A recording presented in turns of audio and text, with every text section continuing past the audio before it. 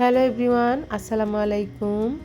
আমি শারমিন। এই তো চলে এসেছি নতুন আরেকটি রেসিপি নিয়ে।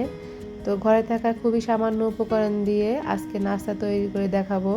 তার জন্য আমি এখানে নিয়েছি আটা বা ময়দা, যে কোনো একটা নিলেই হবে। 1.5 কাপ পরিমাণ নিয়েছি, সাথে নিয়েছি লবণ স্বাদ মতো, আর দিয়ে দেব 2 টেবিল চামচের মতো তেল। খাস্তা একটা নাস্তা তৈরি করব, তার জন্য তেলের পরিমাণটা একটু বেশি লাগবে। চাইলে এখানে কিন্তু একটা ডিম ব্যবহার করতে পারেন। ডিম দিলে আরও নাস্তার টেস্টটা ভালো হবে আর নাস্তার তৈরিটাও খাস্তা হবে। আর আমি এখানে তেল ইউজ করেছি, কেউ চাইলে কিন্তু এখানে বাটার বা ঘি ইউজ করতে পারেন।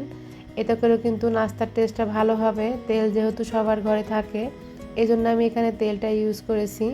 আর সাথে দিয়ে দিচ্ছি পরিমাণ মতো পানি। শক্ত একটা ডো তৈরি করব, এর জন্য কিন্তু পানির পরিমাপটা খুবই বুঝে শুনে দিতে হবে, না হলে ডোটা একদম নরম হয়ে যাবে। তো ডোটা কিন্তু আমার তৈরি করা হয়ে গেছে। এখন আমি 10 মিনিটের মতো রেস্টে রেখে দিচ্ছি। আর সাথে আমি এখন নিয়ে নিচ্ছি 2 চামচের মতো কর্নফ্লাওয়ার। কেউ চাইলে কিন্তু এখানে ময়দাটা ব্যবহার করতে পারেন। তার সাথে দিয়ে দেবো তেল। তেলের পরিবর্তে ঘি বা বাটারও ব্যবহার করা যেতে পারে। এখানে হাতের কাছে যেটা থাকে সেটা দিয়েই কিন্তু তৈরি করে নেব। এখন সাইডে রেখে দিচ্ছি। এরপর আমি নিয়ে নিচ্ছি প্যানের মধ্যে 1.5 কাপ পরিমাণ নারকেল কোড়া। তো এর সাথে আমি দিয়ে দেব গুড়। কেউ চাইলে কিন্তু চিনিটা ব্যবহার করতে পারেন, যেটা থাকে ঘরে সেটা ইউজ করলেই হবে। এখন আমি উপকরণগুলো মিশিয়ে দিচ্ছি। এর সঙ্গে আমি দিয়ে দেব একটা তেজপাতা, এক টুকরা দারচিনি, একটা এলাচ। এটা দেওয়ার ফলে কিন্তু খুব সুন্দর একটা সুঘ্রাণ বের হবে এই নারকেল কোড়ার মধ্যে। আর দেখেন, নারকেলে কিন্তু অনেকটা পানি উঠে এসেছে, পানিটা আমি শুকিয়ে নিচ্ছি। আর এই নারকেলের পুরটা কিন্তু একটু আঠালো আঠালো ভাব হবে, তাহলে কিন্তু পিঠার মধ্যে খেতে বেশি ভালো লাগবে। পানিটা একদম শুকিয়ে নিয়েছি, ঝরঝরা হবে না, বেশ আঠালো আঠালো একটা ভাব হবে। এখন আমি চুলা থেকে নামিয়ে নেব। আর এরই মধ্যে কিন্তু আমার ডোটা অনেকটাই সফট হয়ে গেছে, দেখতেই পাচ্ছেন অনেকটা কিন্তু নরম হয়ে গেছে 10 মিনিট রেস্টে রাখার ফলে। তো এখন আমি রুটি বানিয়ে নেব। এর জন্য শেপ করে কেটে নেব। এখানে ছোট ছোট রুটি তৈরি করব আমি। তো আমি এখানে 8টা রুটি তৈরি করব, সেই হিসাবে ডো তৈরি করে নিচ্ছি। এখানে দেখলেই বুঝতে পারছেন কিভাবে রুটিগুলো তৈরি করব। সবগুলা কিন্তু আমি একইভাবে করে কেটে নিচ্ছি। যারা আমার রেসিপিটি দেখা শুরু করেছেন, এখন একটা লাইক দেননি, প্লিজ একটা লাইক দিয়ে পুরো রেসিপিটি দেখবেন, আর অবশ্যই একটা কমেন্ট করবেন। তো এখানে এই তো রুটিগুলো বানিয়ে নিচ্ছি। একটু পাতলা করে রুটিগুলো তৈরি করতে হবে। তো সবগুলা রুটি কিন্তু আমি একইভাবে বানিয়ে নেব।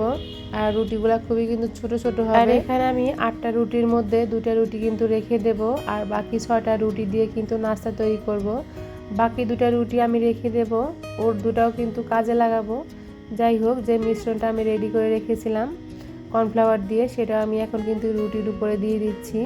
তো একইভাবে প্রত্যেকটা রুটি কিন্তু আমি দিয়ে দেব, তার উপরে এই কর্নফ্লাওয়ারের মিশ্রণটা দিয়ে দেব।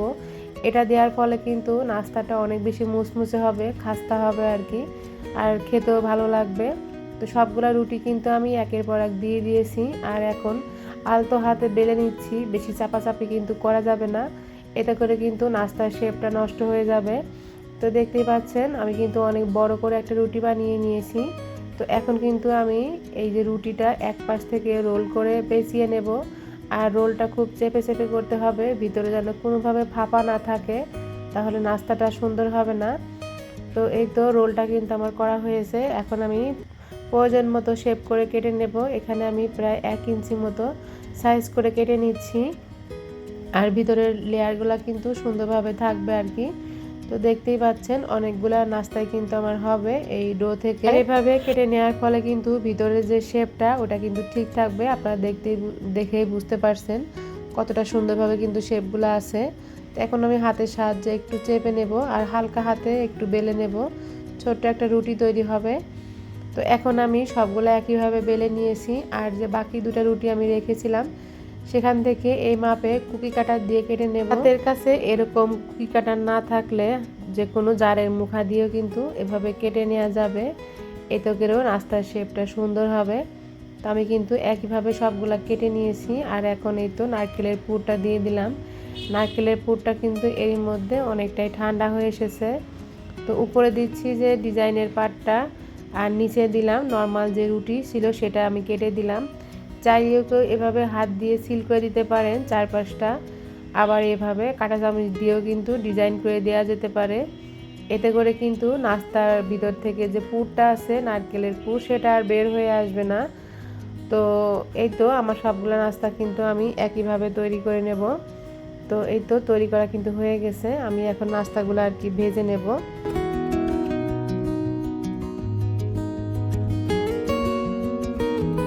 চুলায় আমি আগে থেকে তেল বসিয়ে রেখেছিলাম, তেলটা একটু বেশি গরম হয়ে গেছে। তো এখানে খুবই কম গরম তেলে আর কি দিতে হবে নাস্তাগুলা।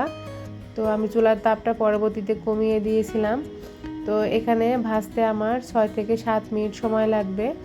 তো খুবই লো মিডিয়াম হিটে কিন্তু নাস্তাগুলা ভেজে নিতে হবে, বেশি তাপে ভাজলে কিন্তু নাস্তাগুলা সুন্দর হবে না, দেখা যাবে উপরে কালার চলে আসবে আর ভিতরে কিন্তু ভাজা হবে না। এই জন্য একটু সময় নিয়ে আস্তে ধীরে আর কি ভেজে নিতে হবে, এতে করে নাস্তাগুলা কিন্তু একদম মুচমুচে থাকবে, ভিতর পর্যন্ত কিন্তু একদম ভাজা হয়ে যাবে।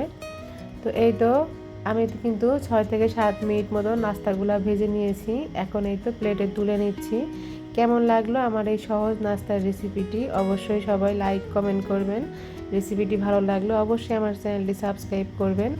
আর অনেক বেশি মুচমুচা আর খাস্তা হয়েছিল, আর খেতেও অনেক বেশি টেস্ট হয়েছিল। তো আমি একটা নাস্তা আপনাদের সামনে ভেঙে শেয়ার করছি। তো আমি আজকে এখান থেকে বিদায় নিয়ে নিচ্ছি, পরবর্তী আরেকটি নাস্তার রেসিপি নিয়ে চলে আসবো আপনাদের সামনে। সে পর্যন্ত আল্লাহ হাফেজ।